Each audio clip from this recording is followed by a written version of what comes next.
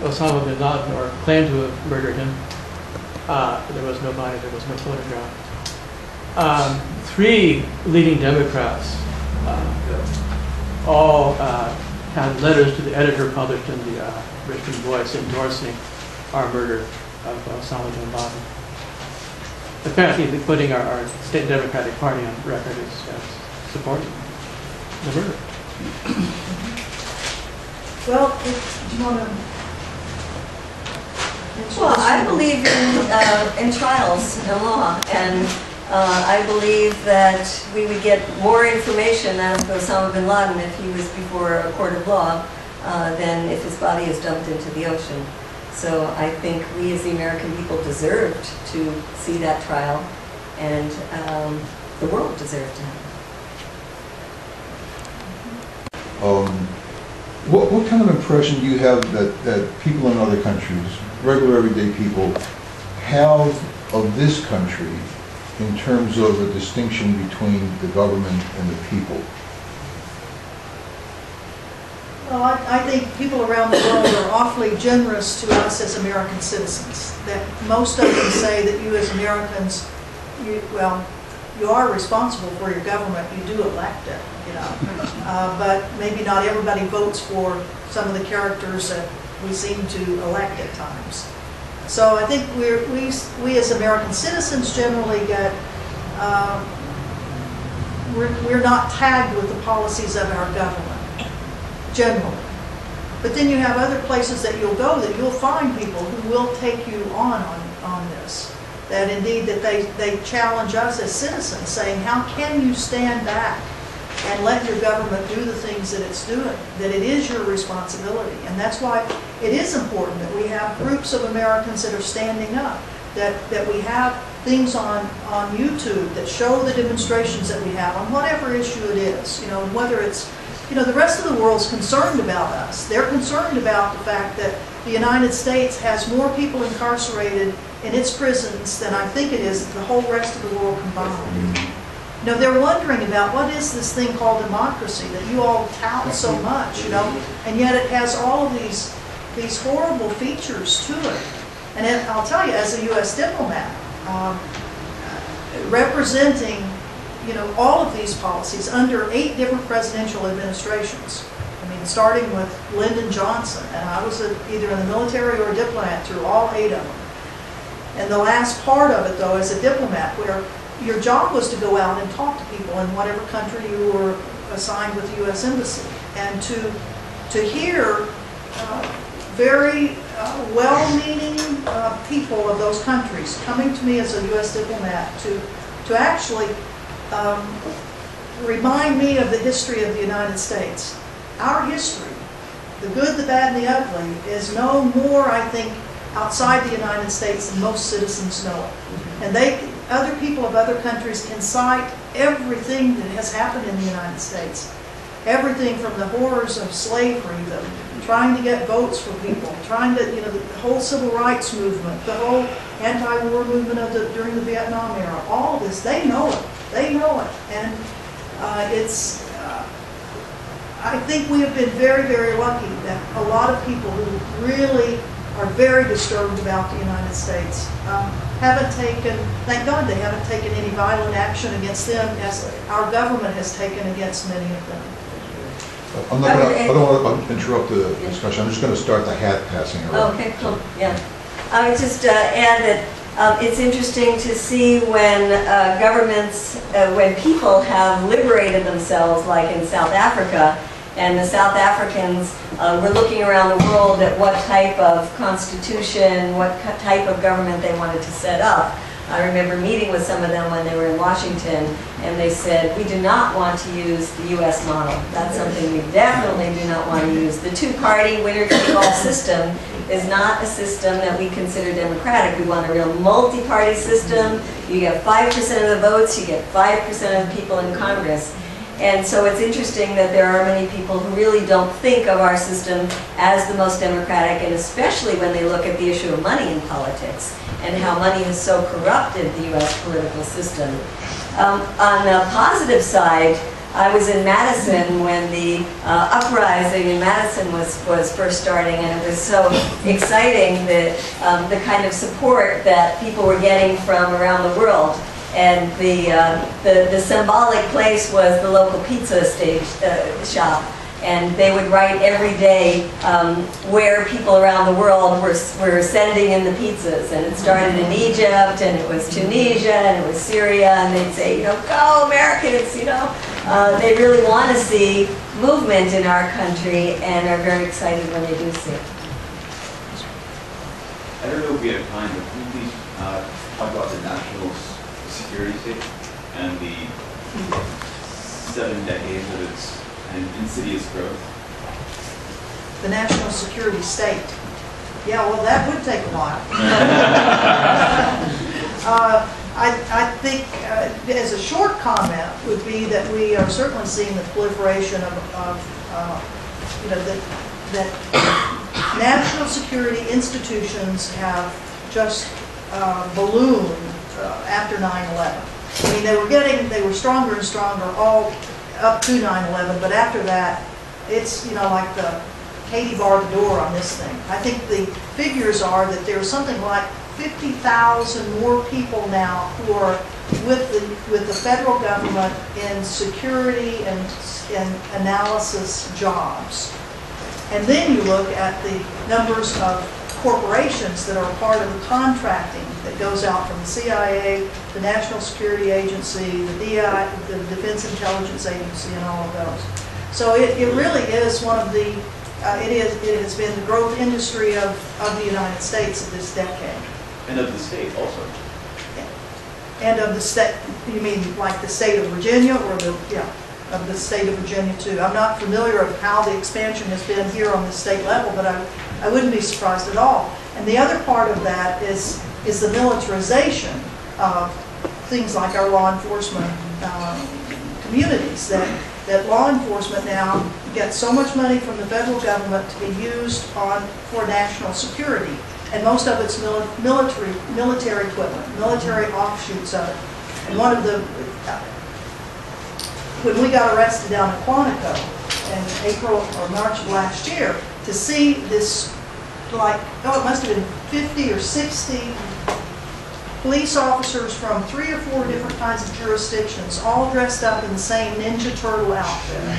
The same, you know, just, it was like something out of the movies. And to see them doing what they're taught in the military, this goose step thing, you know, walking one step at a time and either slapping your leg with a billy club or something like that, you know, a noise, a very, I mean, a scary thing to intimidate, to psychologically move people, to try to get them to move out of the way. And then when they're confronted with peaceful, nonviolent people that are sitting there going, oh, come on, guys, you know, we've seen this in the science fiction things. You all don't have to do that. We haven't done anything. We're just sitting here in the stupid road. You know, what are you going to do? And then they just run right over you. So the militarization and the treating of our citizens here in the way, and in one way it's kind of good for us, because now we're seeing what we treat other people like in other parts of the world, what our military is doing to other people in other parts of the world. And it should make us much more vigilant about what's going on here and demanding of our government that we not do things to our own citizens that are going on in our own communities, where doors are being busted down in night raids just like in communities of Richmond, just like they're being knocked down in communities in Afghanistan. So in a way it's kind of good for us to see that, and then to be so angry with it that we force a change in it. The U.S. has nuclear-powered drones ready to go. And just a comment, I have a 15-year-old son who plays a lot of video games, and he recently went up to the next level of, like, the Call of Duty, the violent war ones. And he was talking to me today about how they all contain unmanned drones, weapons, and have for several years now. But just talking about that today. So it very much normalizes it, for the young people. They won't think twice. Of course, drones are just a part of life.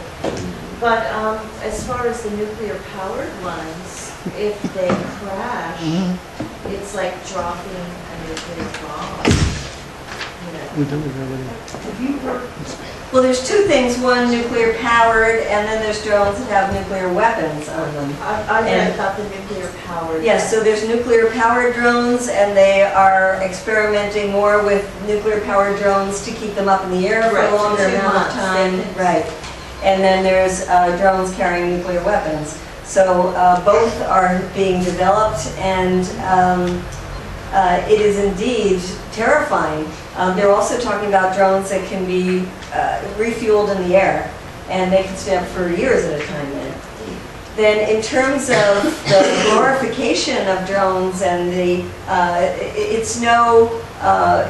it was purposely done to take the whole PlayStation model that the kids were used to using and use that in creating the kind of console that is used for the drones.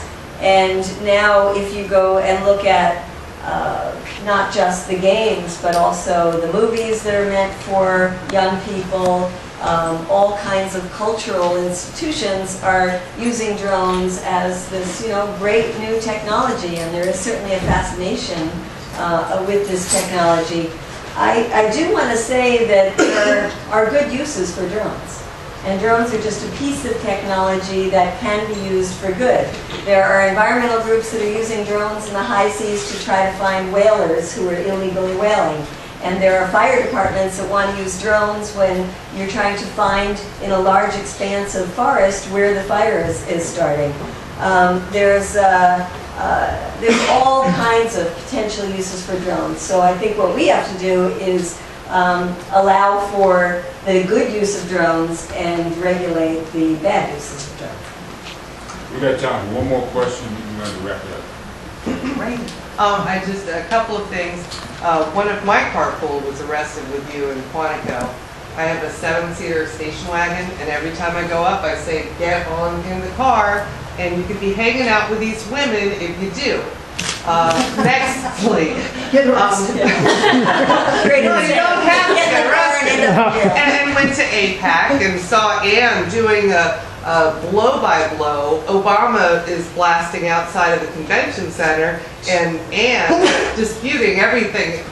Well, giving truth to power comment to Obama's, and it was a wonderful thing. I also wanted to bring up, and I think this is something that I wanted to hear, but I knew, but maybe not everyone else knows. It's like close to 84% of the United States population thinks that Iran has nuclear weapons now. And they don't. So what? And they're years away from it. And that is just something that I wanted to be shared at this meeting, and that's why I'm saying it, because the drums, war drums are beating, and we just need to be aware of that. And remember, a quarter of the population still thinks Saddam Hussein had weapons of mass destruction. Right. They do, so what? America got it. There you go. Nobody else can have it. So that's Well, I wanted to mention one other thing. The U.S. military now trains more people as being drone operators than they do on being actual aircraft pilots. So that's how drone technology has now taken over our military.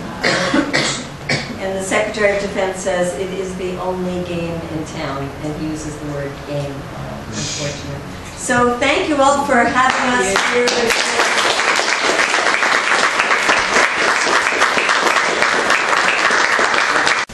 Well, I'd like to give them another hand. It was great.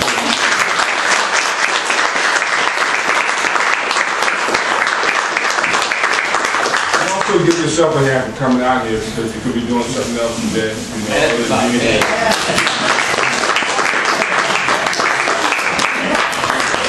And we have literature here, the defenders have literature here, and some books to sell. We're still in need of some active people to join our movement here in this area, and so we continue on working together and just trying to make this state here a better place and the entire world a better place for all of us to live in. And, before we wrap up, Phil, did you have something to say? I just wanted to say that I think a lot of folks here know that defense is an appropriate way for us to respond to this opening. And I just thought, I'm wondering, on a somewhat related note, if tomorrow we're going to wake up and see President Obama attacked again from the right wing for opening up his national campaign on the 194th anniversary of the birth of Karl Marx.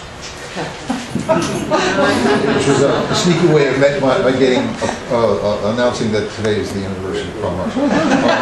And it is also an International Day of Solidarity with Palestinian prisoners who are on strike in Israeli prisons. And people around the country did actions today in support of that. And I think hosting two speakers who have demonstrated and put their lives on the line in support of the Palestinian struggle and against Israeli oppression is an appropriate way to do that. Thank you so much for being here today.